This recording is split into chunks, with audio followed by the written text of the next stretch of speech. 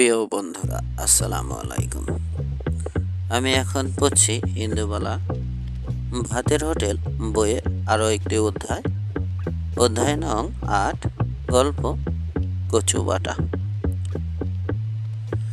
বয়স বাড়ার সাথে সাথে বেশ কিছু উপসর্গ দেখা দিয়েছে ইন্দুবালার জীবনে, যেগুলো আগে ছিল না কিন্তু এখন আছে। সারাদিন এক নাগারে কাজ করে বেড়ানো মানুষটার এখন বেলার দিকে একটু ঝিমুনি ধরে। ইদানিং ভাত খেয়ে উঠলে হয়, তখন ইন্দুবালার আর কিচ্ছু করতে ইচ্ছে করে না। শরীর যেন আর চলে না। তার সাথে কলকাতার বাতাসে উত্তরের শিরশিরানি খেললে শরীরটা একটু রোদ চায়। হাত পাগুলো মনে হয় রোদে পোহায়, কিন্তু সেই ফুরসত কি আছে ইন্দুবালার? তার হোটেলে আসা মানুষগুলো তো সবে ভাত খেয়ে যে যার কাজে গেছে। দুপুরের পরন্ত রোদে তার একটা হিসেব রাখার আছে। কজন খেলো, কজন এলো না, কারা আবার ওবেলা আসবে, কাদের বাড়িতে পাঠাতে হলো, কাদের শুধু ঘন্ট আর পোস্তর বড়া অর্ডার হলো, কতটা বাঁচল, কতটা না। এইসব বিস্তারিত লেখালেখির একটা খাতা ইন্দুবালার আছে সেই ৭১ সন থেকে। এটা যদি হিসেবের খাতা হতো তাহলে কিছু বলার ছিল না, কিন্তু এখানে টাকার অঙ্কে কিছু মেলানো থাকে না। যা থাকে তাতে আরও নানান কিছু যোগ হয়। এত পুরনো এক জাপ্তা খাতা এতদিনে শেষ হয়ে যাবারই কথা ছিল, কিন্তু হয়নি। তার কারণ বছর বছর ইন্দুবালা সেই খাতার সঙ্গে আবার পাতা জোড়েন। মোড়ের মাথায় গণেশ বাইন্ডিং থেকে আগে হারান আসতো। পয়লা বৈশাখের আগের দিন সেই খাতায় বড় সুচ ঢুকিয়ে ফুটো করে জোড়া হতো পাতা। সেলাই করে আবার খাতার গায়ে জামা করে দিতেন ইন্দুবালা। সেই নতুন জামা আবার পরের বছরে পাল্টে যেত। গেলবার হারান চোখ বোঝার পর তার ছেলে শিব আসে। ইন্দুবালা নিজে সেই খাতা নাড়াচাড়া করতে পারেন না এখন আর। উপরের ঘরে টেবিলের উপরে রাখা থাকে। প্রতিদিন সেই খাতায় ইন্দুবালা নানা কিছু লিখে রাখেন। তার সাথে ফুল তোলা নকশা, সোয়েটারের মাপ, দিদা বলে ঝাঁপিয়ে পড়া ছেলে মেয়েগুলোর ফোন নাম্বার, আরও কত ইজিবিজি। ধনঞ্জয় বলে ওটা নাকি চিত্রগুপ্তের খাতা। বুড়ি পরপারে গিয়েও হিসেব মেলাবে, কিন্তু কি হিসেব সেটা ধনঞ্জয় জানে না। বড় নাতনি সুনয়নে একবার দেখেছে সেই খাতায় আছে নানা রান্নার কথা, কিছু কিছু ইন্দুবালার কথাও। সেই যে গেলবার সে বিদেশ থেকে এসে তার ঠাম্মার কাছে থাকলো বেশ কয়েক মাস, তখন এটা সেটা নেড়েচেড়ে দেখেছে মেয়ে, আর অবাক হয়েছে। এত সুন্দর গুছিয়ে লিখতে পারে তার ঠাম্মি। একটা সাদা কালো ছবিও পেয়েছিল সে খাতাটার মধ্যে, ইন্দুবালার বিয়ের আগের ছবি। কোনো এক নরবরের স্টুডিওতে গিয়ে তোলা। তাকে দেখালে বলেছিলেন কলাপোতা থেকে নৌকা করে টাউনে গিয়ে কোনো এক স্টুডিওতে তুলেছিলেন ছবিটা। এই ছবি দেখেই নাকি তার শাশুড়ি শেফালি রানীর পছন্দ হয়েছিল। সুনয়নী জানতে চেয়েছিল, আর দাদু? তিনি কিছু বলেননি। ইন্দুবালা কোনো উত্তর দেননি নাতনির কথার। কাজের সময় বিরক্ত করিস না বলে বড়জোর একটু ধমকে দিয়েছিলেন। সুনয়নী এই বাড়িতে তার দাদুর ছবি দেখেনি, এমনকি বাবা, কাকা, পিসি কারো কাছেই নয়। কেমন ছিল দাদুকে দেখতে ঠাম্মি? কেন দাদুর ছবি একটাও নেই বাড়িতে? পাগল করে দিত মেয়েটা প্রশ্ন করে করে। এমনকি বিয়ের একটা ছবি পর্যন্ত নেই কেন? আশ্চর্য হতো সুনয়নী। এটা কিছুতেই সে বুঝতে পারতো না, থাকবে কি করে। সেই অজ গায়ে কি আর ফটোগ্রাফার ছিল?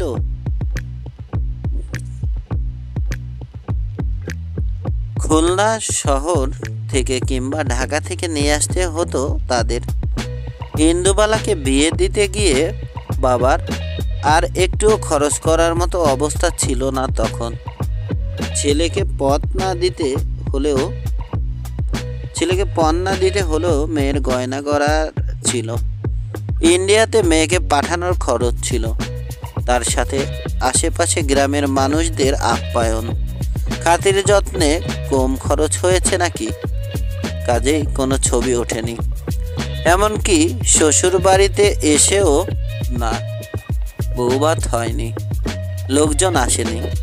তাহলে তার ছবি উঠবে কোথা থেকে? ফুলশয্যার দিন অনেক রাতে বাড়ি ফিরেছিলেন মাস্টার রতনলাল মল্লিক। তার পরদিন বেলা পর্যন্ত ঘুমিয়ে আবার বেরিয়ে গিয়েছিলেন। শাশুড়ি কতবার বলেছিলেন ছেলেকে, রতন, বৌমাকে নিয়ে একটা ফটো তুলে আয় বাবা। আজ যাব কাল যাব বলে আর যাওয়া হয়নি রতনের। নিমতলা শ্মশানে যেদিন মরার খাট ধরে বসেছিলেন ইন্দুবালা, একটি সিরিঙ্গে মতো লোক গলায় ক্যামেরা ঝুলিয়ে এসে বলেছিল, কি গো মা, ছবি তুলবে নাকি? সে স্মৃতি বলে কথা। লক্ষ্মীর মুখ ঝামটায় পালানোর পথ পায়নি সে। কাজেই ইন্দুবালার এই বাড়িতে তার স্বামীর কোনো ছবি নেই, আলতা ছাপ পায়ের চিহ্ন নেই। যাবতীয় যা কিছু তিনি সেই শ্মশানে অস্থির সাথে ভাসিয়ে দিয়ে এসেছিলেন। কিন্তু সত্যি কি তাই? তার বংশরাই তো ঘুরঘুর করে বেড়াচ্ছে চোখের সামনে। ঠাম্মা, দিদা, মা বলে ডেকে চলেছে। জানতে চাইছে মাস্টার রতনলাল মল্লিকের ছবির কথা। এইসব কিছু ওই খাতায় লেখা নেই, ইন্দুবালা লেখেননি। নিজের মনের রাগ, দুঃখ, অভিমান, কষ্ট, সেগুলো বড় আপনার নিজের কাছেই রেখে দিতে হয়। না হলে যে মানুষটাকে তার বংশের কেউ দেখলো না, জানলো না, তার সম্পর্কে খারাপ কথা তাদের মনে বাজবে। ইন্দুবালা কোনোদিন ছেলে মেয়েদের কাছে তার বাবার কোনো প্রসঙ্গ উত্থাপন করেননি, নিন্দা মন্দও না। এই বাড়ির রেওয়াজ মেনে শুধু মৃত্যুদিন পালন হয়েছে। শাশুড়ির আমলে ব্রাহ্মণ খাওয়ানো হতো। সবাই চলে যাওয়ার পর ইন্দুবালা সেই সব প্রথা তুলে দিয়েছেন। অনেক দিন পরে সুনয়নী প্রশ্ন করলে একবার ভেবেছিলেন সব বলবেন, তারপর ভাবলেন থাক, যা মা গঙ্গায় ভাসিয়ে দিয়ে এসেছেন তার দিকে ফিরে তাকাবেন না, ওটা নিজের কাছে খুব সংগোপনে থাক। খাতাটা এতটাই ভালো লেগে গিয়েছিল সুনয়নীর, সারাদিন সেটা নিয়ে বসে থাকতো, খুঁটিয়ে খুঁটিয়ে পড়তো, সব কিছু দেখতো, নোট রাখতো তার আইপ্যাডে। ঠাম্মিকে যেন একটু একটু করে চিনতে পারছিল সে। বারবার মনে হয়েছিল কেন আগে তার ঠাম্মিকে সে এত কাছ থেকে দেখেনি, কেন আরও অনেক অনেক কথা জানতে চায়নি। সবটা যে পেরেছিল তা নয়, কিন্তু সুনয়নে এটা বুঝেছিল তার চারপাশে দেখা মানুষগুলোর থেকে ইন্দুবালা কতটা আলাদা। চিন্তায়, ভাবনায়, জীবনে চলার পথে। এই খাতাটা নিয়ে সুচিন্তিত পরিকল্পনা ছিল তার। একদম যেমন আছে এই জাবদা খাতাটা, ঠিক সেইভাবে যদি তাকে ছাপানো যায়, তাহলে তো একটা সময়ের ইতিহাস বেরিয়ে আসবে, যে ইতিহাসের কথা কোনো পাঠ্য বইতে লেখা থাকে না। এমনকি সমাজ ইতিহাসের গভীরে যারা উকি দেন, সেই সব গম্ভীর প্রবন্ধেও না। তার চেয়ে এই খাতাটা ছাপা হলে একজন একলা মহিলার পথ চলাটা বেশ পরিষ্কার ধরা পড়বে সময়ের নিরিখে। নিজের মতো করে বোঝাতে চেষ্টা করেছিল সুনয়নী তার ঠাকুমাকে। এমনকি এটাও বলেছিল, যেগুলো পছন্দ নয় সেগুলো রাখা হবে না বইটাতে। ইন্দুবালার একটুও পছন্দ হয়নি ব্যাপারটা। হিসেবের খাতা কার কোন কাজে লাগে দিদিভাই? তুই আর নাড়াঘাটা করিস না ওটাকে, একেই যা অবস্থা। সুনয়নী তবু হাল ছাড়েনি। শেষ খড়কুটো আঁকড়ে থাকার মতো বলেছে, অন্তত রান্নাগুলো ছাপাই। সবাই তো ভুলে গিয়েছে ঠাম্মি, তোমার মতো ছেঁচড়া কেউ রান্না করতে পারে? সেটাই না হয় জানুক লোকজন। ইন্দুবালা হেসেছেন মেয়ের কথা শুনে। স্যাঁচড়ার কথা কেউ পড়বে না দিদি ভাই, তুই বরং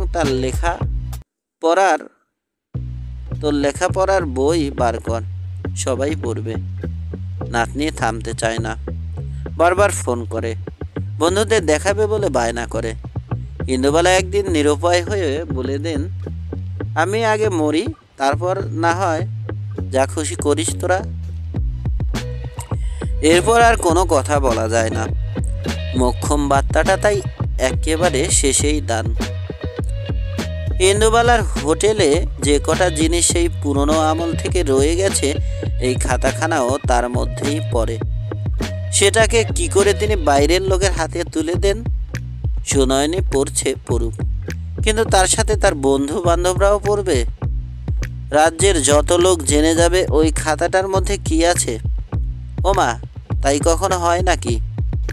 ওর পাতায় যে জিরান দেওয়া আছে মনিরুলের বকুল ফুল, লক্ষ্মীর বাড়ির তেজপাতা, 3 ছেলে মেয়ের হাতে ছাপ, অলোকের ফেলে যাওয়া নিষিদ্ধ ইশতেহারের একটা পাতা, আরও যে কত কি, তা না দেখলে কল্পনাও করা যাবে না।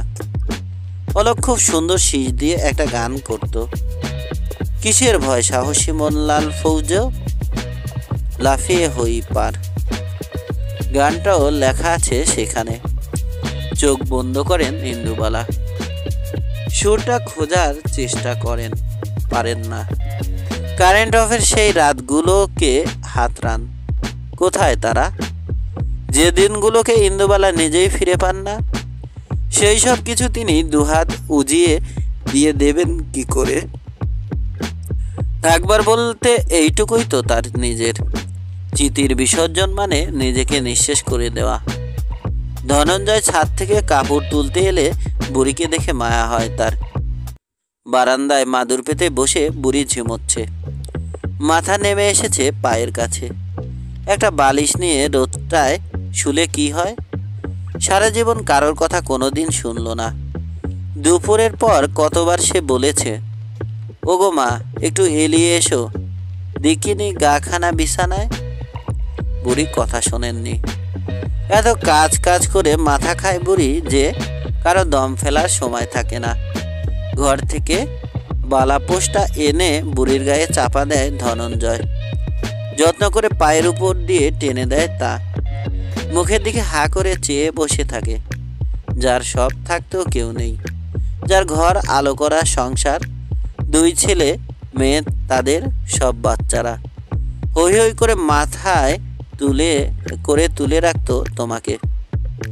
এইভাবে কেন এত কষ্ট করে আছো মা? একবার মুখ ফুটে বললেই তোমার সন্তানরা চলে আসবে তোমার কাছে, যা তা চাইবে তাই দেবে, রাজরানী হয়ে থাকবে মা, এক বিশাল সংসারের মধ্যমণি হয়ে। ভালো লাগবে না তখন? চাল ধুতে ধুতে ইন্দুবালা ধনঞ্জয়কে বলেছিলেন, ওরকমটা সবার মনে হয় রে ধনা। বোঝাকে বেশিক্ষণ মানুষ ঘাড়ের উপর চাপিয়ে রাখতে পারে না। মনে হয় কতক্ষণে নামাবে সে মাটিতে। আমি কারো বোঝা হতে চাই না রে। ধনঞ্জয় কি বুঝেছিল কে জানে, শুধু সেদিন আর আগ বাড়িয়ে ঝগড়া করতে যায়নি। বুড়ি নিজেই তার কাজ খুঁজে নিয়েছিল বিস্তর। যত খাটছিলেন ইন্দুবালা হোটেলকে নিয়ে, তত তার সুনাম ছড়িয়ে পড়ছিল দিকে দিকে। এবেলার রান্না কোনোদিন ওবেলা কাউকে খাওয়াননি তিনি। কোনো খাবার নষ্ট হতে দেননি কোনোদিন। বেঁচে যাওয়া খাবার কোথায় কোথায় যাবে তারও একটা নির্দিষ্ট ঠিকানা তৈরি করে ফেলেছিলেন। সেই সব মানুষগুলো আজও অনেক আশা নিয়ে বসে থাকে। রান্নাঘরের উনুনটা এখনো আগের মতো নিজের হাতেই পরিষ্কার করেন। মাঝে মাঝে ধনঞ্জয় করে না এমনটা নয়, কিন্তু নিজে করলে সুখ পান ইন্দুবালা। যত করে মাটির প্রলেপ বোলান উনুনের গায়ে, যত্ন করে মাটির প্রলেপ বোলান উনুনের গায়ে। আজকের উনুন, কত জন্মান্তর ধরে মল্লিক বাড়ির লোকজন এই উনুনে চাল ফুটিয়ে দুবেলা ভরপেট খেয়েছে। রান্না তো আর শুধু রান্না নয়, যেন অগ্নিকে উপাসনা। আছের একটু এদিক ওদিক হলে সব ভণ্ডুল হবে। নড়ে চড়ে বসে বুড়ি। বালাপোষের গরমে আরাম পেয়েই হোক কিংবা ঝিমিয়ে পড়া দুপুরে ঘুমন্ত আছের কথা ভাবতে ভাবতেই হোক, ইন্দুবালার ঘুম কাটে। সামনে দেখেন হা করে চুপটি করে বসে আছে ধনঞ্জয়, মুখের দিকে তাকিয়ে। ইন্দুবালা হাসেন। এখনো বেঁচে আছি রে ধনা, মরিনি। এই দেখ শ্বাস প্রশ্বাস চলছে এখনো। বিকেলের শেষ আলো তখন জানালার উপর ঘেঁষে চলে যাচ্ছে। ইন্দুবালা হুড়মুড় করে উঠতে যান। আমার না হয় ভীমরতি ধরছে, তাই বলে তোর কোনো আক্কেল জ্ঞান থাকবে না? বেলা যে পড়ে এলো, কাজ কত বাকি তার কি খেয়াল আছে? ইন্দুবালা চাটাই গোটান। বালাপোষ ভাঁজ করেন। ধনঞ্জয় সুরসুর করে সরে পড়ে সেখান থেকে। বসে থাকলে বুড়ির গজগজ কানে শেলের মতো বিঁধবে। তখন আবার দুটো কথার উত্তর না দিয়ে ঝগড়া না করে স্বস্তি পাওয়া যাবে না। ইন্দুবালার কাজের কোনোদিন শেষ বা শুরু বলে কিচ্ছু নেই। সারা দিনটাই পড়ে থাকে কাজের জন্য। দুপুরে সব খদ্দের খেয়ে চলে গেলে আনাজ দেখে মিলিয়ে কি কি আনতে হবে আর না হবে তার একটা ফর্দ করা থাকে। রাতের রান্না কি হবে তাও ভাবতে হয়। সেই মতো ধনঞ্জয়কে নানা কিছু বলার থাকে। কি কি ভেজাতে হবে, ছোলা, মটর, বাদাম, হিং, কিশমিশ, কাজু। কি কুটনো কাটতে হবে, কোন রান্নাটা গ্যাসে হবে আর কোনটা উনুনে, কয়লার গ্যাস ঠিক আছে কিনা, মানে যার যেমন দিনের বরাদ্দ সেটাই আছে কিনা। মাঝপথে ফুরিয়ে যাওয়াটা অলক্ষণে, কাজেই আগে ভাগে সব দেখে রাখা চাই। ইন্দুবালা সব খুঁটিয়ে খুঁটিয়ে দেখেন। এতটুকু এদিক ওদিক হবার জো নেই। যদি কোনো দিন ইন্দুবালার সাথে সারাদিন ঘুরঘুর করা যায়, তার হেসেলে উকি দেয়া যায়, তাহলে একটা দিনলিপি লেখার ইচ্ছে করবে। এমন যে কেউ করেনি সেটাও বলা যায় না। অনেক কাগজে ইন্দুবালার ভাতের হোটেলের কথা ছাপা হয়েছে। তার সাথে তার বড় বড় দুটো উনুন, গ্যাস, সেই প্রাচীন শিলনোড়া, মশলা রাখার বাক্স, পেল্লাই সাইজের ভাতের ডেকচি, হাঁড়ি, কড়াই, রান্নার ছবি, খাবারের ছবিও ছাপা হয়েছে। শুধু যদি এটা হতো তাহলে তো কথাই ছিল না। এমনটা তো অনেকের ক্ষেত্রেই হয়েছে। এই শহরে তার উদাহরণ আছে ঝুরি ঝুরি। কিন্তু যেটা হয়নি সেটা হলো একদল মানুষ, সে বুড়ো থেকে শুরু করে ছেলে মেয়ে বাচ্চা কাচ্চা সমেত এত হুজুগ একটা ভাতের হোটেলকে নিয়ে খুব কমই হয়েছে। যারা অনেক দূরে থাকে বা অনেক কাছে, যারা কলেজে পড়ে, হোস্টেল বা মেসে থাকে, যারা অফিস করে, ব্যবসা করে, মানে যারা ইন্দুবালার সংস্পর্শে একবার এসেছে, তারা আবার ইন্দুবালাকে যেন দু চোখে হারায়। ফলে এই যুগে চ্যাটাং ট্যাটাং করে কথা বলা ছেলে মেয়েগুলো ফেসবুকে ইন্দুবালা ভাতের হোটেলের একটা কমিউনিটি পর্যন্ত খুলে ফেলেছে। সেখানে যেমন প্রতিদিনের মেনু আপডেট হয়, ঠিক তেমনই রান্নার ছবি থাকে, তার সাথে সেই রান্নার গল্প। এমনকি সেই দিন ইন্দুবালার মেজাজ কতটা উনুনের আঁচের সাথে ওঠানামা করছে সেটাও। কত কত মানুষ যে এই পেজ লাইক করেছে তার ইয়ত্তা নেই। ইন্দুবালার কাছে তাদের ভাত খাওয়ার কথা লিখেছে, গল্প লিখেছে। বাড়ি থেকে অনেক দূরে স্বজন পরিজন ছেড়ে চলে আসা এক অচেনা অজানা শহরে শুধুমাত্র একটা ভাতের হোটেল কিভাবে তাদের বাড়ির কথা, মায়ের কথা, ঠাম্মার কথা মনে করিয়ে দিয়েছে, সেই নিয়ে ভুরি ভুরি লেখা আছে, কমেন্ট আছে, জাকিয়ে চলছে গ্রুপটা। ইন্দুবালা এত কিছু জানেন না, তার ইচ্ছেও করে না এইসব নিয়ে মাতামাতি করতে। হোটেলে অনেক কাজের মধ্যে তিনি অন্য কিছু যেন ভাবতেও পারেন না। তবুও কি ভাবতে হয় না তাকে? হয়। এই ফেসবুকের পেজ হওয়ার পর থেকে নানা রকমের বিপদ নানা দিক থেকে আসতে থাকে। এই যেমন সেদিনকে সবে রোদে পা ছড়িয়ে একটু ঝিমোতে বসেছেন, অমনি সামনের মেছের নতুন মেয়েটা এসে ঝাঁপিয়ে পড়ল। চশমার ভেতর থেকে গোল গোল চোখ করে বলল, তুমি কচু বাটা কেন আর করো না ঠাম্মা? ইন্দুবালা ঝিমোচ্ছিলেন। গোল লাগা চোখে বোঝার চেষ্টা করেন কি বলছে মেয়েটা। কোথায় থাকো? খাওয়া হয়েছে? খিদের পেটে কচু খাবে কেন? ধনাকে বলো ভাত গরম করে দেবে। আর অবেলায় ভাত খেতে ইচ্ছে না করলে রুটি করে দেবে। চাও যদি বেগুন পোড়াও খেতে পারো, অল্প করে কুলের তেল দিয়ে মেখেছি, গন্ধ হয়েছে বেশ। মেয়েটা আরো চোখ গোল গোল করে বলে, ধুর, তুমি কি সব ভুলে যাও নাকি ঠাম্মা? এই তো খেয়ে গেলাম, রুটি না খেলেও বেগুন পোড়া ছাড়বো তুমি ভাবলে কি করে? খেয়েছি কি করে? যেসব অদ্ভুত জিনিস মাথা থেকে বার করো, বেগুন পোড়ায় কুলের তেল, জাস্ট ফাটাফাটি। ইন্দুবালা হাসেন। বড় বড় বয়মে কুল জিরানো থাকতো তেল দিয়ে। ঠাম্মার যে কত রকমের আচারের আহ্লাদ ছিল। প্রত্যেক ঋতুতে আলাদা আলাদা ফল, তাদের আচার, তার সাথে তেল, সেই তেল আবার রান্নার সাথে মেশানো। সে অনেক ঝক্কি ঝামেলার কাজ, আমি অত পারি না। তা কোথায় থাকো তুমি? মেয়েটা হাত তুলে দেখায়, ওই তো রাস্তার ওই দিকের মেঝে থাকি, সঞ্চারী। খাতায় যে নাম লিখলাম। ইন্দুবালা এগোন রান্নাঘরের দিকে। বাহ, সুন্দর নাম তো, সঞ্চারী। কে রেখেছিল মা? সঞ্চারী বলে, ধুর, মা রাখবে কোথা থেকে? সে তো জন্মের দিনই মারা গেছে। থমকে দাঁড়ান ইন্দুবালা চৌকাঠের কাছে। ঘুরে তাকান মা মরা মেয়েটার দিকে। সঞ্চারী এগিয়ে আসে। বাবা দিয়েছিল নাম, তা বাবাও এখন আর নেই। একটা কঠিন অসুখ হয়েছিল, চলে গেছে। মামা মামির কাছে থাকি, মানে ওরা আমাকে দেখে, লোকাল গার্জেন। এমনিতে আমার কেউ নেই জানো, কিন্তু অনেক অনেক বন্ধু আছে। এখন তো কলেজ, তাই মেসে থাকতে হয়। বক বক করে সরলতায় ভরা চোখ মেয়েটা। ইন্দুবালা কিছু বলেন না, এগিয়ে যান রান্নাঘরের দিকে আস্তে আস্তে। পেছনে থাকে সঞ্চারী। প্রত্যেকদিন এই হোটেলে যারা খায় তাদের একটা মাসিক টাকা দেওয়ার ব্যবস্থা আছে।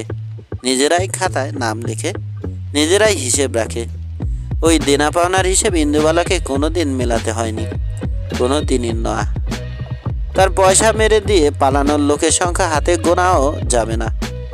ইন্দুবালা মনেও রাখেন না। দুমুঠো ভাত খেয়ে যার ইচ্ছে হয় পয়সা দেবে, যার ইচ্ছে না হয় দেবে না। ঠাম্মার কথাগুলো আজও তার কানে বাজে। মহাভারতের সেই কবেকার পুরনো বইটা খুলে গড়গড় করে পড়ে চলত। বন পর্বে যুধিষ্ঠির কি বলছে জানিস? শোন ইন্দু, সব তো আমাদের ঘরের কথাই লিখে গেছে। মানুষের ধর্ম কি? মানুষের ধর্ম হলো মোদ্দা কথায় অপর মানুষের সেবা করা। সেই সেবা কেমন? যেমন ধর যুধিষ্ঠির শুধু বলেছেন না, মনে করিয়ে দিচ্ছেন। অন্ধকারে প্রদীপ জ্বলছে টিমটিম করে, কাঠের উঁচু পাটাতনের উপরে রাখা কবেকার মহাভারত। ধূপদানিতে ধূপ, মাটির ধুনুচিতে ধুনো সব জ্বলছে। বারকোষে রাখা সন্ধ্যা মণি ফুল। ঠাম্মা সেই ঘোর লাগা পরিবেশে যুধিষ্ঠিরের কথা উচ্চারণ করছে। সাধুগণের গৃহে তিনো ভূমি জল ও সুনিত বাক্য, এই চারি দ্রব্যের কোনো কালেই কোনো অপতুল থাকে না। গৃহস্থ ব্যক্তি পীড়িত ব্যক্তিকে শয্যা, শ্রান্ত ব্যক্তিকে আসন, তৃষ্ণিত ব্যক্তিকে পানীয়, ক্ষুধিত ব্যক্তিকে ভোজন ও অভ্যাসগত ব্যক্তির প্রতি নয়ন মন ও প্রিয় বচন প্রয়োগ এবং উত্থানপূর্বক আসন প্রদান করিবে। ইহাই সনাতন ধর্ম। ঠাম্মা যেন বারবার মনে করিয়ে দিত, মানুষকে সেবা করে আরাম পাওয়া যায়, মনের আরাম। ইন্দুবালা কি সেই জীবে প্রেম করছেন না? কোথায় করছেন? এটা কি জীবে প্রেম? প্রশ্নগুলোর উত্তর খোঁজেন ইন্দুবালা। আর ঠিক তখনই ঘোর কাটে। কি গো ঠাম্মা, কচু বাটা করবে কিনা বলো? সামনে দাঁড়ানো মেয়েটা নাছোড়। ইন্দুবালা রাতের আনাজ মিলিয়ে দেখছিলেন। রোদটা আস্তে আস্তে পশ্চিমে ঘুরছে। এবার ছাদের আলসের মাথায় চড়ে একেবারে হারিয়ে যাবে, আর দেখা যাবে না। ওই দিকের বড় ঝুড়িখানায় দেখতো গোটা বিশেক আলু আছে কিনা। সঞ্চারী গনে ঠিক বাচ্চাদের মতো করে। ইন্দুবালা মশলার বাক্স হাটকান দেখে নেন সব ঠিক করে। সঞ্চারী এগিয়ে আসে। 20টারও বেশি আলু আছে। ইন্দুবালা বিড়বিড় করেন, তাহলে আনাতে হবে আরো। শট দেখি ধনাকে বলি। সঞ্চারী হাত ধরে নেয় ইন্দুবালার। বললে না তো কচু বাটা করো না কেন এখন? ইন্দুবালা বটিখানা নিয়ে এসে আলুর খোসা ছাড়াতে বসেন। ওইসব আমি করেছি নাকি কোনোদিন? তোর পড়াশুনো নেই, যা গিয়ে পড়তে বস, আমাকে কাজ করতে দে। সেই মেয়েও ছাড়বার নয়। কচু বাটা করনি মানে? এই দেখো, ফেসবুকে একজন লিখেছে, নারকেল আর কাঁচা লঙ্কা দিয়ে তোমার হাতের কচু বাটা যে খায়নি সে তো ইন্দুবালা ভাতের হোটেলের কিছুই জানে না। এবার একটু বিরক্ত হন ইন্দুবালা। এইসব আবার কে লিখেছে? তোরাই বা এইসব লিখতে বলিস কেন? মেয়েটা অবাক হয়। আমরা লিখতে বলেছি নাকি? এই যে দেখো, অমলেন্দু বাবু কৃষ্ণনগরে থাকেন, কলেজে ফিজিক্স পড়ান, তিনি লিখেছেন। এখানে থেকে পড়ার সময় এইটি যে রোজ ভাত খেতে আসতেন তোমার হোটেলে, চিনতে পারছো? ইন্দুবালা মেয়েটার ফোনের মধ্যে থেকে একটা অস্পষ্ট মুখ দেখেন। এত কিছু কি মনে থাকে দিদি ভাই? কত লোক তো আসে, কত লোক চলে যায়। মেয়েটা শুনবে না। ওসব জানি না কিচ্ছু। কচু বাটা খাওয়াতে হবে। আমি আজই লিখে দিচ্ছি। ফেসবুক পেজে তুমি আবার কচু বাটা খাওয়াচ্ছ আমাদের, বুঝলে? ইন্দুবালা ভাতের হোটেলের নোনা ধরা সিমেন্টের কালো বোর্ডটা যে কবে থেকে ফেসবুকের বোর্ড হয়ে গেছে ইন্দুবালা সেটা জানেন না, জানার কথাও না। এখনকার ফোন ইন্দুবালা ব্যবহার করেন না। তার আছে সেই কবেকার ল্যান্ডলাইন। সরকারের ফোনের ব্যবসা লাটে উঠলেও ইন্দুবালা সেই ফোনে আজও কাজ চালান। ছেলেরা মেয়েরা ওই ফোনেই মায়ের খবর নেয়। ইন্দুবালা দুটো কথা বলে শান্তি পান। তবে এই এখনকার ছেলে মেয়েদের ফোন ব্যবহার না করলেও তিনি বুঝতে পারেন এর মহত্ব কী। ওখানে কিছু লেখা হয়ে গেলেই গোটা বিশ্বের লোক জানতে পারবে, আর ঠিক তখন থেকেই বাড়বে উৎপাত। সেই কবেকার পুরনো ল্যান্ডলাইন ফোনটা আবার বাজতে থাকবে, ক্রিং ক্রিং ক্রিং ক্রিং। বাড়ির সামনে ভিড় হবে। 10 জনের বদলে 100 জন ভাত খেতে চলে আসবে। পাড়ার লোক বিরক্ত হবে গাড়ি রাখার জায়গা পাবে না বলে। ধনঞ্জয় বড় খোকা, ছোট খোকা, খুকি সবাইকে ফোন করবে, নালিশ জানাবে। আর কেউ না আসুক, বড় খোকা এসে বসে থাকবে ঠায়, নজর রাখবে। তাকে নজরে রাখার জন্য তার বাড়ি থেকে বউ ফোন করবে, ছেলে ফোন করবে। সে এক অদ্ভুত পরিস্থিতি। এইসব ভেবেই শীত আসার সন্ধে ইন্দুবালা ঘামতে শুরু করেন। আগে এমন হতো না। কেউ খেতে চাইলে ইন্দুবালার আনন্দ হতো, এখনো হয়। কিন্তু এত বড় হয়ে যার ব্যাপারটা সব কিছু ইন্দুবালা যেন সামলাতে পারেন না। তবুও বাইরে থেকে কিছু বোঝা যায় না বুড়ির। এখনো সাধারণ দিনে ভাতের হোটেলে পাত পড়ে কম করে 300 মানুষের। বুড়ি এই বয়সে উনুনের সামনে এসে যখন কড়াই পেতে দাঁড়ান, সাক্ষাৎ অন্নপূর্ণা মেনে গড় করে অনেকে। কি হলো, কিছু বলছো না যে? সঞ্চারী তাকিয়ে থাকে ইন্দুবালার দিকে। ইন্দুবালার মুখে হাসি ফোটে। কোথা থেকে আমার ঠাম্মার মতো অমন চোখ পেয়েছিস বলতো? আর অমন পাড়া গিয়ে বেধবাদের মতো চুল কেটেছিস কেন? সঞ্চারী বলে, ইস, পাড়া গিয়ে বেধবাদের মতো লাগছে নাকি? কত টাকা দিয়ে চুল কেটেছি জানো? শুনলে মামা বাড়ি থেকে বার করে দেবে। কেন, খারাপ লাগছে দেখতে? ইন্দুবালা হাসেন। মোটেই না, মিষ্টি লাগছে। মামা না হয় চুল কাটার দাম জানতে পারল না, কিন্তু এই যে দিন নেই রাত নেই মেঝের জানালার ধারে দাঁড়িয়ে ফসফস করে সবাই মিলে সিগারেট টানা হয়, সেটার কথা জানেন তো? মেয়েটা জিভ বার করে। তুমি কি সব খেয়াল রাখো ঠাম্মা? ইন্দুবালা হাসেন। একদিন সময় করে নিশ্চয় কচু বাটা খাওয়াবো দিদিভাই, কিন্তু আজকে ওই সব তোমাদের কি সব পেজ টেজে লিখো না কিছু, কেমন? মেয়েটা বলে, কেন, লিখলে কি হবে? ইন্দুবালা বোঝান। আগে ওই নরম কচুটাকে আমায় পেতে হবে তো। সেই শহর কি আছে? বললেই কেউ ছাই গাদায় হওয়া একটা কচু গাছ অমনি উপড়ে নিয়ে চলে আসবে, আর যে সে কচু হলে তো হবে না। সেই মান কচুর ভেতরে দুধে টইটম্বুর হতে হবে। গাছ দেখলে বুঝতে হবে গর্ভিণী সে। অনেক তরি জুত করে তাকে তুলতে হবে, রান্না করতে হবে। তবেই না অনেক দিন পর তুইও আমাকে মনে রাখবি। তখন হয়তো কোনো বিদেশ বিভুঁই থেকে আমার কথা লিখবি।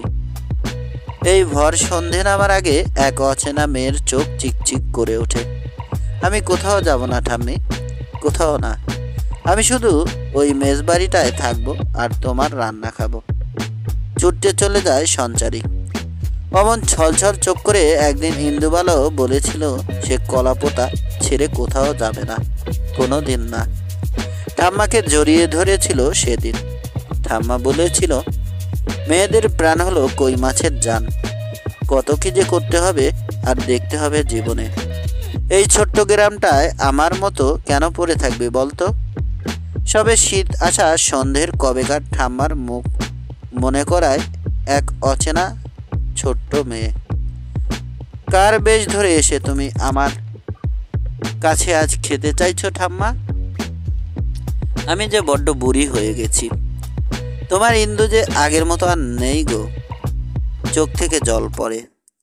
ধনঞ্জয় ঘরে এলে বুড়ি চোখ মুছে। একটু পরে দেওয়া যেত না আঁচটা? ধোয়ায় চোখ জ্বলে গেল যে ধনা। লক্ষ্মীও মাঝে মাঝে এমন ছলছল চোখে তাকাতো। কি হয়েছে জানতে চাইলে কিছুতেই বলতো না। স্বামীটা যে তার কোথায় পালিয়েছিল কেউ জানে না। কতগুলো বাচ্চা নিয়ে লক্ষ্মী সেই কত দূর থেকে মাছ নিয়ে এসে বাজারে বিক্রি করত। ইন্দুবালা বুঝতো একজন একা থাকা মানুষই বুঝতে পারে আর একজনের একার লড়াইয়ের মর্ম। ওরা যেন দুজনের পরগাছা হয়ে জড়িয়ে থাকতো একে অপরকে। খুব টানাটানির সময়ও কিছুতেই লক্ষ্মীকে টাকা পয়সা দেয়া যেত না। ইন্দুবালার হোটেল শুরু হবার পর লক্ষ্মীর কোচরে বেঁধে দিত তার ছেলে মেয়েদের জন্য খাবার। লক্ষ্মী নেবে না কিছুতেই। ইন্দুবালা বলতো, এক মা তার সন্তানদের দিচ্ছে, তুই নেবে না তো? লক্ষ্মী তার প্রতিদানে ফিরিয়ে দিয়ে যেত অনেক কিছু।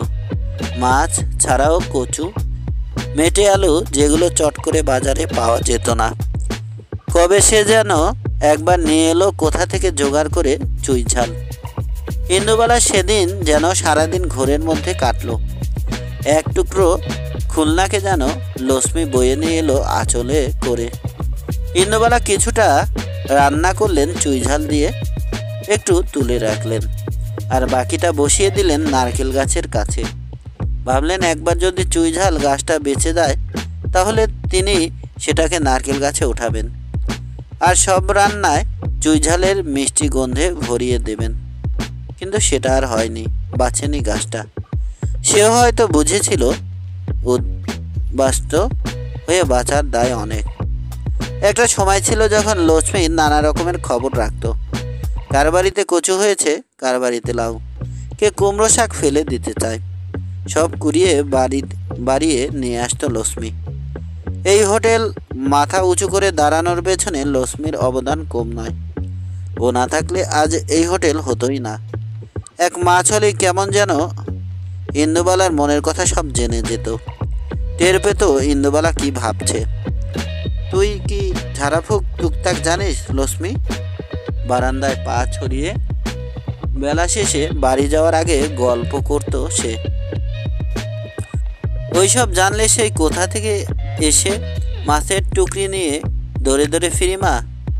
ইন্দুবালা ভাবেন তাও ঠিক, তার গল্প লক্ষ্মী জানে, কিন্তু লক্ষ্মীর গল্প তার তো জানা নেই। এমনকি লক্ষ্মী কোথায় থাকে সেটাও জানেন না ইন্দুবালা। এই লক্ষ্মী, তোর বাড়ি কোথায় রে? লক্ষ্মী হাসে। কেন, তুই যাবি? ইন্দুবালা বলেন, হ্যাঁ যাব। তুই আগে বল কোথায় থাকিস। লক্ষ্মী বলে, শোনো তাহলে, এখান থেকে স্টেশন। ইন্দুবালা বলেন, মানে শিয়ালদা? লক্ষ্মী ঘাড় নাড়ে। আগো, সেখান থেকে ক্যানিং লোকালে চড়ে একেবারে লাস্ট স্টেশনের আগে 3টে স্টেশন, ওখান থেকে আবার রিক্সা ভ্যান। চল, যাবি আজকে? আসে লক্ষ্মী। ইন্দুবালা বলেন, আজ তো যাব না, তোকে ও যেতে দেব না। এত দূর থাকিস তুই? একটু পরে সন্ধ্যা নামবে, তার উপরে ঝিরঝির করে বৃষ্টি পড়ছে। থেকে যা লক্ষ্মী, এই শীতের দিনে নাইবা এতটা দূরের পথে বাড়ি গেলি। লক্ষ্মী অবাক হয়ে বলে, হায় রাম, কি বলছিস তুই মা? বাড়ি না গেলে মাছ আনবো কি করে? মাছ না আনলে খাবো কি? তুই হোটেল চালাবি কি করে? লক্ষ্মী সেই শীতের বাদলে বেরিয়ে যায়। অনেক সকালে এসে দরজা হাটকায় লক্ষ্মী। মা, ওই মা, এখনো তুই শুয়ে আছিস? ইন্দুবালা বেরিয়ে দেখেন মাছের সাথে একটা মস্ত মান কচু। তুই এটার কথাই বলেছিলিস না মা? ইন্দুবালা অবাক হয়ে যান। এটাকে কোথায় পেলি তুই? লক্ষ্মী বলে যায়, সে অনেক বড় গল্প আছে মা, বাজার ফেরতা পথে বলবো। লক্ষ্মী চলে যায়। 2 ছেলে মেয়েকে স্কুলে পাঠিয়ে ইন্দুবালা কচু কাটতে বসেন। সেগুলোকে জলে ভেজান, কুড়নি নিয়ে এসে টুকরোগুলো কুটতে বসেন। ধনঞ্জয় ধুয়ে এসে ভীষণ চোটপাট করতে শুরু করে। কোনো সহজ রান্না তোমার হেসেলে নেই না? না, একে কচু, তার উপর এই নারকেল, কি হবে শুনি? ইন্দুবালা গম্ভীর হয়ে বলেন, কয়লার বস্তার মুখ ঢেকেছিলি কাল রাতে? সব তো জলে চিপসে হয়ে গেছে, রান্না হবে কি দিয়ে? লক্ষ্মী কচু না আনলে লোকগুলো ফিরে যেত, অনাষ্টি হতো। এখন কথা না বাড়িয়ে উনুন ধরাও গে, দেখো ঠাকুরের কৃপায় ভাতটা হয় কিনা। ধনঞ্জয় কথা বাড়ায় না, নিজে ভুল করেছে, কয়লার বস্তা ঢাকেনি, ভিজে গেছে সব। মাথা নিচু করে উনুন ধরাতে চলে যায় ধনঞ্জয়। ইন্দুবালা কুন্নিতে কচু আর নারকেল কোরান। সেই কচু আর নারকেল সর্ষে কাঁচা লঙ্কা দিয়ে বড় শিলটায় বাটতে থাকেন। চারপাশটা ভরে উঠতে থাকে এক বুনো গন্ধে। অনেকদিন পর খুলনার কলাপোতা যেন হাতছানি দেয় তাকে। ইন্দুবালাকে ডাকে বোসপুকুরের পাশে বাঁশঝাড় পেরিয়ে কচুবন। শীতের অবেলার বৃষ্টি, মাথায় 2টো বড় কচু পাতা নিয়ে 2 ভাই বোন কচু তুলতে যায়। গা হাত পা চুলকোয়, মা বকে। ঠাম্মার কাদো কাদো মুখটা আজও কেমন যেন মনে পড়ে যায় ইন্দুবালার। জ্বরের পরে স্বাধীন মুখে খেতে চেয়েছিলেন কচু বাটা, মাকে বলেননি। জানেন এই বাদলায় কিছুতেই তিনি ইন্দুবালাকে পাঠাবেন না। ইন্দুবালাকে ডেকে বলেছিলেন, নিয়ে আসবে নাকি ইন্দু, ভোজদের বাগান থেকে একটা কচু তুলে? ইন্দু না বলতে পারেনি, ভূতের ভয় ছিল তার, তাই ভাইকে সঙ্গে করে নিয়ে গিয়েছিল সে। কিন্তু ইন্দু চিনবে কি করে ভালো মান কচু? সেসব তো অনেক দিন আগেই ঠাম্মা নিজ হাতে করে শিখিয়েছে। চারপাশ থেকে ছড়ার মতো পাতা যার বেরিয়েছে, ফুলের মতো হয়ে গেছে গাছ। সে জানবি গর্ভবতী, মাটির নিচে লুকিয়ে রেখেছে সন্তানকে, তার মধ্যে টইটুম্বুর দুধ, গোড়ায় ঢেউ পিঁপড়েগুলোকে দেখেছিস? লোভের মতো কেমন ঘুরে বেড়াচ্ছে। ঠাম্মা বড় শাবল নিয়ে এসেছিলেন। ভিজে মাটিতে তাড়াতাড়ি বসে যাচ্ছিল শাবল। উঠে আসছিল ঘন কৃষ্ণকায় মাটি। গর্ত যত গভীর হচ্ছিল দেখা যাচ্ছিল শিকড়টাকে, যেখানে লুকিয়ে রেখেছে তার খাবার। একটু পরেই মাটি খুঁড়ে গর্ত করে কচু বের করা হলো। গায়ে শক্তি ছিল বুড়ির। সেই কচু কেটে কেটে গা শুদ্ধ লোক খেলো। আর আজ ঠাম্মার জ্বর, তাকে মা একটু কচু বেটে দিতে পারছে না। ভাইটা পাশে দাঁড়িয়ে খালি গা চুল করছে। কচুর রস লেগে লাল হয়ে গেছে তার হাত পা। চুলকোতে চুলকোতে ফুলে গেছে হাতের উপর দিকটা। তার সাথে মা গা মাথায় করছে চিল চিৎকার করে। বুড়ির মরার সময় এলো, নোলা গেল না। ইন্দুবালা চুপি চুপি রান্নাঘরে ঢোকে, পিঁড়ি পেতে বসে, কচু কেটে কুড়ে কাটতে বসে। কচুর উপর ছড়িয়ে দেয় কাঁচা তেল। অনেকদিন পর দুপুরবেলা ধোয়া ওঠা ভাতে কচু বাটা খেতে বসে ঠাম্মার চোখে জল। সেটা কাঁচা লঙ্কা সর্ষের তেলের নাকি আনন্দের বুঝতে পারে না ইন্দুবালা। খাওয়া হয়ে গেলে এক পরিতৃপ্তির মুখ নিয়ে জড়িয়ে ধরেন ইন্দুবালাকে। তার হাত দুটো বুকের কাছে নিয়ে কিসব বিড়বিড় করে বলেন, আশীর্বাদ করেন। ঠাম্মা কি জানতো একদিন ইন্দুবালাকে এই হাত দুটোই বাঁচিয়ে দেবে? তারই কি ডাল সাতলানোর প্রস্তুতি সেরে রাখছিল ঠাম্মা। বিকেলের দিকে চাদর গায়ে দিয়ে ইন্দুবালাকে বেরোতে দেখে পথ আটকায় ধনঞ্জয়। চললে কোথায় শুনি? ইন্দুবালা বলেন, হেতালের মাকে একটু বলে আসি, যদি একটু কচু পায়। ধনঞ্জয় রেগে যায়। সেটা কাল সকালে বললেও হবে, এখনই সন্ধে নামবে। রাতে ভালো দেখতেও পাও না। আমি হোটেল ছেড়ে বেরোতে পারবো না। একা কি করে যাবে শুনি? ইন্দুবালা ধনঞ্জয়ের নাক পোলানোর দিকে হাসেন। জানিস না আমার যে একজোড়া বিড়ালের চোখ আছে, রাতেও দেখতে পায় ভালো। ধনঞ্জয় বিরক্ত হয়। কচু বাটা করতেই হবে? যে যা বলবে তোমাকে তাই করতে হবে? না বলতে পারো না তুমি, তাই না? ইন্দুবালা বলেন, ও মা, সে কি কথা? মেয়েটা মুখ ফুটে একটু কচু বাটা খেতে চেয়েছে, না বলবো কি করে? ধনঞ্জয় চিৎকার করে, তুমি কিন্তু বলেছিলে লক্ষ্মী মারা যাওয়ার পরে এই বাড়িতে কচু বাটা হবে না। কেমন যেন ধাক্কা খান ইন্দুবালা। সন্ধে নামছে, সবে শীত আসা শহরে। ছেনমিত্তির লেনে যে কটা পুরনো বাড়ি রয়ে গেছে সেগুলো এখনো ফ্ল্যাট হয়ে যায়নি, সেগুলোর জানালা বন্ধ। অনেক উঁচু উঁচু ফ্ল্যাটগুলোতে বাইরে থেকে বোঝা যায় না সেখানে মানুষ থাকে কিনা, কিংবা থাকলেও প্রাণের কোনো অস্তিত্ব আছে কিনা। মাঝে মাঝে কাপড় জামা জানলা কিংবা বারান্দায় ঝুললে বোঝা যায় ওখানে কেউ বাস করে। ইন্দুবালার এই মুহূর্তে নিজেকে বড় একা মনে হয়।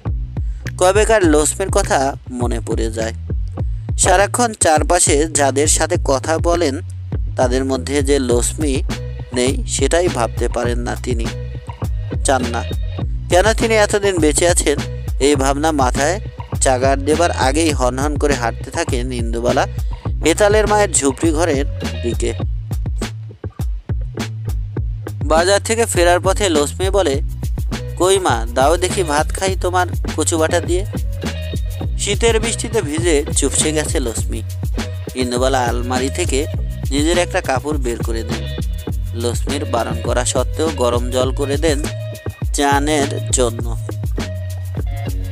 আসন পেতে গরম ভাত খেতে দেন লক্ষ্মীকে। কচু বাটা দিয়ে ভাত মেখে লক্ষ্মী মুখে তোলে। এটা কি করেছিস মা? অবাক হয়ে তাকায় ইন্দুবালার দিকে। ভালো লাগেনি তোর? ভয়ে ভয়ে জানতে চান ইন্দুবালা। লক্ষ্মী বলে, ভালো মানে বহুত ভালো। শুধু কচু বাটা দিয়ে সব ভাতটা খেয়ে নেয় লক্ষ্মী। কতদিন পরে তাকে এইভাবে বসে কেউ খাওয়ালো, কতদিন পর। বয়স যখন 12 কি 14 শাদী হয়ে গিয়েছিল তার। ইন্দুবালা অবাক হন, এত ছোটবেলায়? লক্ষ্মী বলে, তা নয় তো কি, বাপ তো মেয়েকে বিদায় দিতে পারলে বাঁচে, গ্রামে তো আর আমার বয়সী একটা মেয়েও ছিল না। তারপর বাবা 4টে মহিষ সওদা করে টাকা দেয় আমার মরদকে। তখন রাজি হয় সে। তোমার কত সওদা হয়েছিল মা? ইন্দুবালা হাসেন।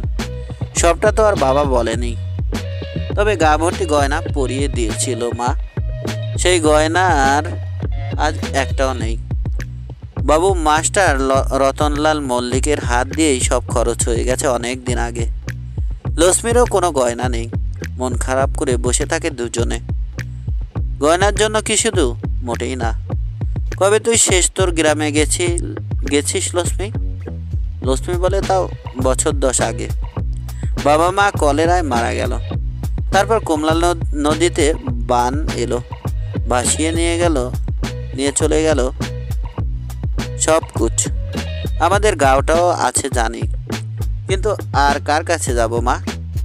লক্ষ্মীর গল্পে ইন্দুবালাও যেন কেমন খুঁজে পান নিজেকে। বিয়ের পরে একবারও যাওয়া হয়নি কলাপোতায়। কার কাছে যেতেন? কেউ ছিল না সেই পোড়া ভিটে। সেদিন ইন্দুবালা লক্ষ্মীকে আর যেতে দেননি। পরের দিন বন্ধ।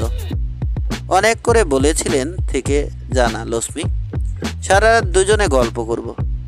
সত্যি করেও ছিলেন তাই। কত কত যে গল্প দুজনের জন্য তুলে রেখেছিলেন, তার হিসেব ওই জাবদা খাতাও দিতে পারত না। তুই যদি আমাদের গাঁও কি দরওয়াজার কাহানি শুনিস না মা, তাজ্জব বনে যাবি। ইন্দুবালা অত শত হিন্দি জানেন না। লক্ষ্মীর সাথে থেকে একটু একটু করে কয়েকটা শব্দ বোঝেন। গাঁও কি দরওয়াজা সে আবার কি রে? শুনে লক্ষ্মী জিভ কেটেছিল লম্বা করে। হায় রাম, তুই গাঁও কি দরজা জানিস না মা? তাহলে শোন। গাঁয়ের বাইরে একটা ছাউনি করে রাখা থাকে। সেখানে এসে বসে দুর্গাঁও থেকে আসা মেহমান। রাম দুলার ওখানে বসেই ভজন করে। বরাতির থাকা হুয়া মেহমান ওখানেই রাতে নিন্দ যায়। সররা সিং ওখানেই রাতে ছাগলগুলোকে বেঁধে রাখে। আরও কত কি যে হয়। ওখানেই তো আমাদের মুখিয়া তার মেয়ের শাদিতে 10 গাঁয়ের লোকে বৈঠক করে খিলালো। ওটা যখন দূর থেকে দেখতে পেতাম না মা, মনে হতো আমার গাঁও চলে এসেছি। আর যাবার সময় মনে হতো এই যে ছেড়ে যাচ্ছি, আবার কখন ফিরতে পারবো। মাঝরাতে ঘরের বাতাস ভারী হয়ে ওঠে। ইন্দুবালা হালকা করে দেন। আরে আমাদের জলসত্ত্বের মতো বিশালাক্ষী তলায় ছিল তো। দূরের অচেনা অজানা পথিক তেষ্টার জল পেয়ে বিশ্রাম করত। বষ্টমী ওখানেই সিধে পেয়ে দুটো চালে ডালে ফুটিয়ে খেত। গায়ের বুড়োরা আড্ডা জমাতো ওখানেই। দুটো মেয়ে তাদের দুজনের সবচেয়ে ভালো লাগা জায়গা দুটোর গল্প করতে করতে ঘুমিয়ে পড়ে। সকালে উঠে ইন্দুবালা দেখেন লক্ষ্মী নিজে উনুন ধরিয়েছে। আটার বড় বড় গোল গোল লেচি বানিয়েছে। তার মধ্যে ছাতু দিয়ে উনুনের আঁচে ছেঁকছে। দেশি টমেটো সেদ্ধ করেছে।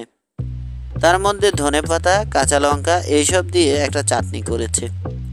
তোকে আমার কমলা গাঁয়ের একটা খানা খাওয়াবো মা। ইন্দুবালা চেখে দেখেছেন অন্যরকম স্বাদ তার। শুকনো পিঠে যদি এইভাবে করা যেত, ছাতুর বদলে নারকেলের পুর। কি বলে রে এই খাবারটাকে লক্ষ্মী? লক্ষ্মী জানতে চায়। আগে বলো ভালো লাগছে কি? আমার মরদ একসাথে কত খেয়ে নিত। বাচ্চারা আমার এই লিট্টি খাওয়ার জন্য বসে থাকে মা। আর চাটনি পছন্দ হয়নি? খুব ভালো লেগেছে ইন্দুবালার।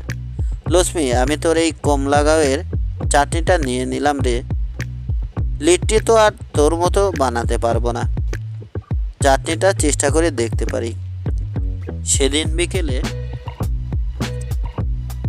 বাস ট্রেন চলার পরে লক্ষ্মী চলে গিয়েছিল, কিন্তু গোটা বাড়িতে ছড়িয়ে ছিটিয়ে রেখে গেল ইন্দুবালার একটা না দেখা কমলা গ্রামকে, তার পাশ দিয়ে তিত্তির করে বয়ে চলা কমলা নদীকে, নদীর ধারে ছট পুজো হোলিকে। আজ যেন মনে হচ্ছে হেতালের মায়ের দোকানটা বড্ড বেশি দূরে। ধনঞ্জয়কে সঙ্গে আনতে পারলে ভালো হতো। রাগ করে এইভাবে ছুটে বেরিয়ে আসা মোটেই উচিত হয়নি ইন্দুবালার।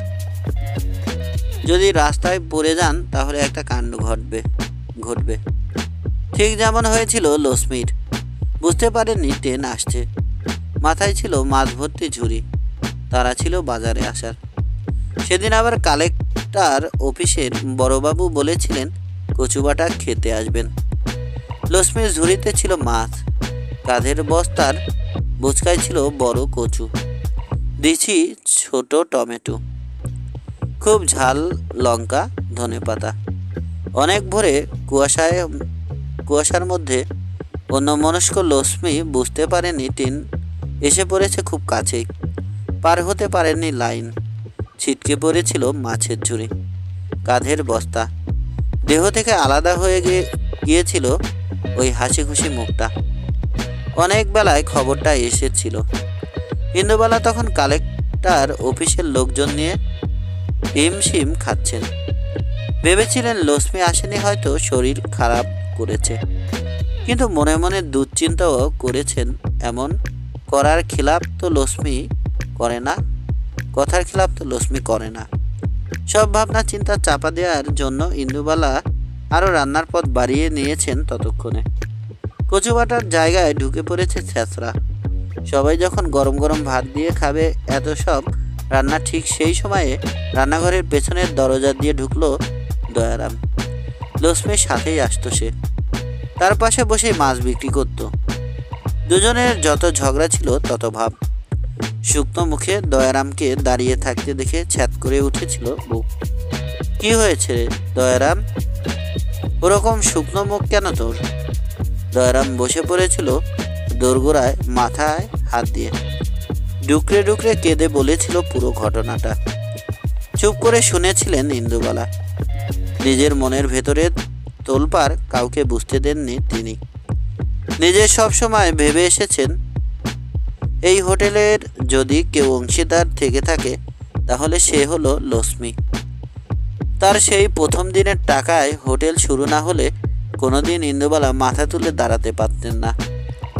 শান্তভাবে সবাইকে খাইয়ে চান করে নতুন কাপড় পরলেন ইন্দুবালা। দয়ারামকে নিয়ে নিজে গেলেন মর্গে।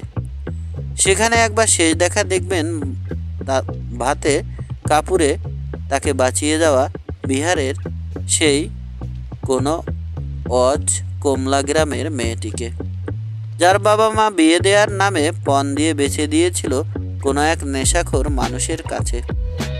লক্ষ্মী চুপ করে শুয়েছিল মর্গের মেঝেতে, তার হাসি হাসি মুখ নিয়ে। শুধু গলার কাছে ছিল একটা চওড়া সেলাই। বসে পড়েছিলেন ইন্দুবালা ঠিক লক্ষ্মীর পাশে মর্গের মেঝেতেই। মাথায় হাত বুলিয়ে দিয়েছিলেন মৃত শৌখিন। এমন তো কথা ছিল না রে, উনুন ধরিয়ে বসেছিলাম তোর জন্যে, তুই এলি না, কথা রাখলি না। এত শুকনো চোখেও জল পড়ে ইন্দুবালার। বেপসে ওঠা মর্গটাও যেন শোকের সজীবতা পায়। লক্ষ্মীকে দেখেই কাজ শেষ হয়ে যায় ইন্দুবালার। পুলিশের কাছে যে ফর্ম থাকে অশনাক্ত বডি শনাক্তকরণের, সেই সব কিছু ফর্মালিটি করতে হলো তাকেই। বাজারের এক গাদা গরিব গুরব লোকের সাথে ভদ্রঘরের এক বিধবাকে দেখে পুলিশের লোকজন একটু অবাক হয়েছিল বটে, তবে বিস্তারিত প্রশ্ন করার অবকাশ ছাড়েনি। লক্ষ্মী যে তার আত্মীয় হয় পুলিশের কাছে বলেছিলেন ইন্দুবালা। ঠিক কী ধরনের আত্মীয় যদি একটু বলেন দিদি? জানতে চেয়েছিল লোকাল থানার ওসি বিষ্ণুপদ হাজরা। ইন্দুবালা বলেছিলেন বোন। ঘুরিয়ে জানতে চেয়েছিল ওসি একজন বিহারি বাঙালির বোন। ইন্দুবালা সরাসরি তাকিয়ে বলেছিলেন কেন হতে পারে না? আমার আপনার রক্তের হিসেব কার কাছে লেখা আছে স্যার? রক্তের আত্মীয়তাই কি সব?